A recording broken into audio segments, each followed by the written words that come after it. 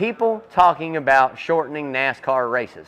And this isn't the first time we've talked about it. This has been going around the sport for many, many years. We get into these summer months, car temperatures exceed 140 plus degrees inside that car. And I will say this, I don't believe at all that any of these races should ever be shortened, period. 400 to 500 miles is what we run. And this is why. These are trained athletes. People don't give these guys enough credit. The good old days of these guys going out and drinking beer all night Saturday night, overweight guys getting in behind that wheel of the car and driving, those days are done.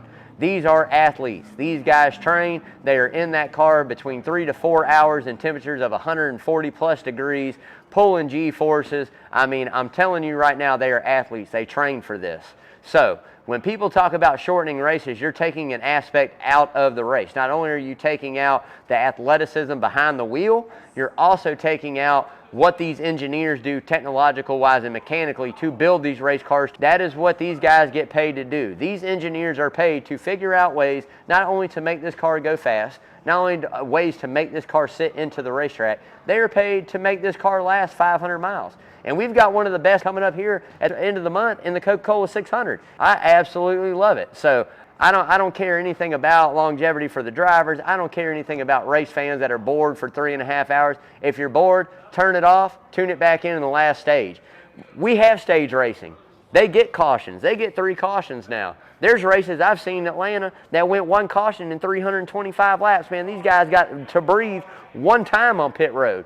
We get a little break now. They can come down. They can change that water bottle out. They can do different things. The technology alone in these cars, yeah, it's still hot as hell. I give you that. It is still hot as hell in those cars.